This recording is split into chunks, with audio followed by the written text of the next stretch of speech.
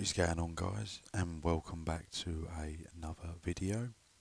This video is explaining critical damage in the Elder Scrolls, as there is quite a lot of confusion.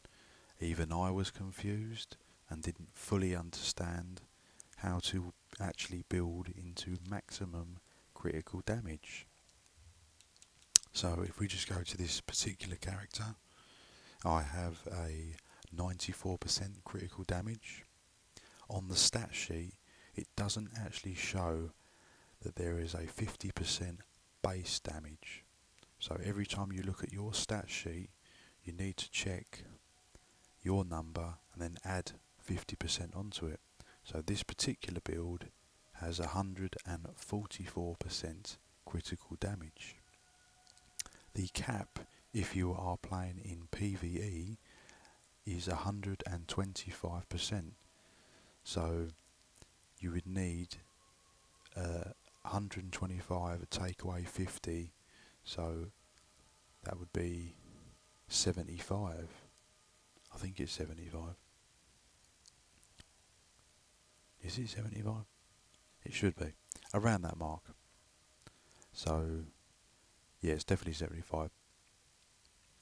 And so if you was just in PvE doing dungeons and trials and you want to have maximum critical damage, you would need 75% plus the 50 base would get you to 125. That can be from yourself getting to that 75%, or you could get buffs from your team. And the reason you don't need more than that is because monsters and PvE content do not have critical resistance, so they will not be able to withstand any or mitigate any. There's no impenetrable, it's nice and easy. See, and that's why I got confused until someone in the comments told me how it works. And basically what it is that you, even in PvP, you can't actually damage anyone beyond the 125% critical damage cap. So again, I thought 75% critical damage and the 50% base is enough critical damage, but that is incorrect, as people will be running impenetrable, and they also have a base impenetrable, and what impenetrable does is reduces the critical damage taken. So the critical damage taken is reduced. So when I was hitting cap at 125%, if someone is running 3k of impenetrable critical resistance through say rallying cry and running impen, they 3k they could potentially be mitigating around 45% of my critical damage. So if I'm at 125% and they are removing 45%, I am down to 85% critical damage, so I am well off the actual cap. So I think the ideal scenario is most people probably won't run beyond 3.5k critical resistance. So if you really want to squish those tanky players, then you need to stack into critical damage beyond 125.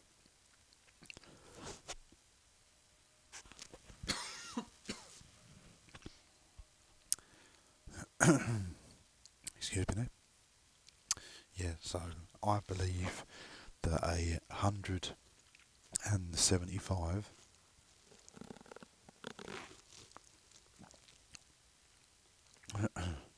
sorry about that. Anyway, I believe that 175 is probably the most optimal. You can go beyond 175. I believe the probably maximum possible is about 188% critical damage.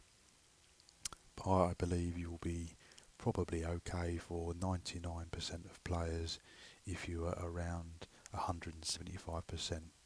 Say they are mitigating 50% critical damage by saying they're running maybe 3.5k critical resistance through impenetrable, rallying cry and other sources, that will remove around 50% of your critical damage.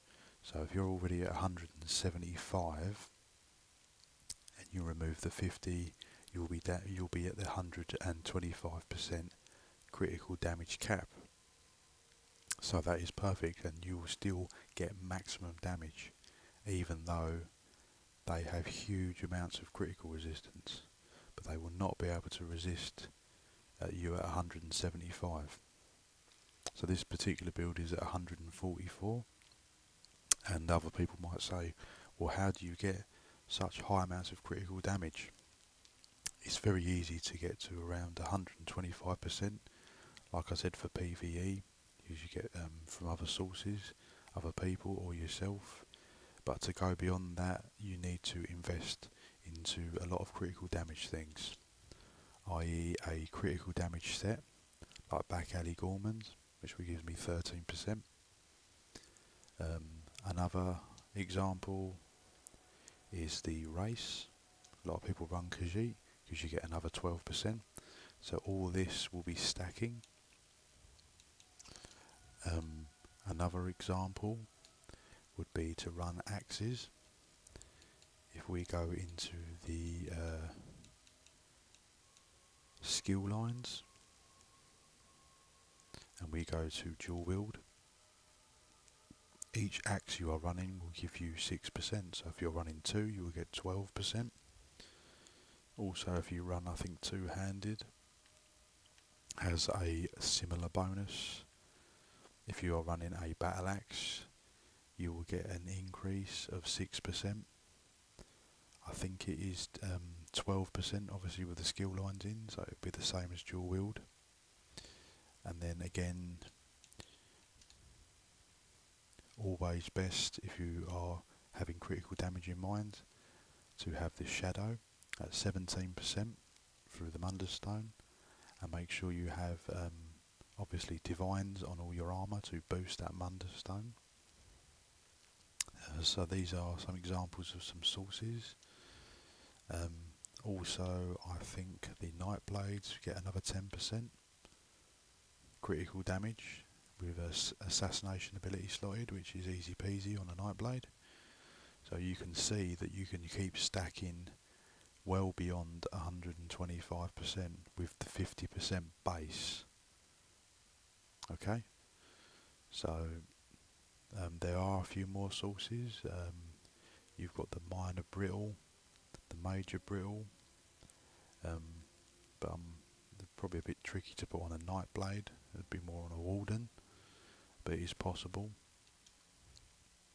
And of course the champion points, your fighting finesse will give you another 8 on top, your backstabber gives you another 10 on top, so you can easily see that you can stack super high, and you can mitigate people even if they are the most tankiest of targets.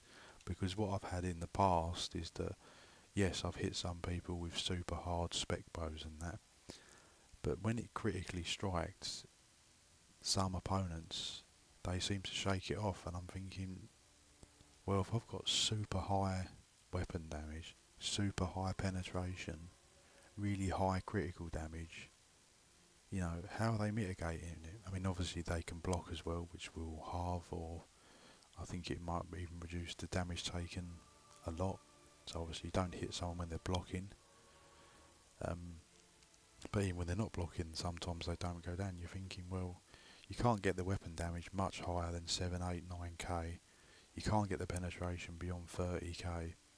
You know, and the reason is it's probably the critical damage, because you're hitting them and they are resisting like 50%.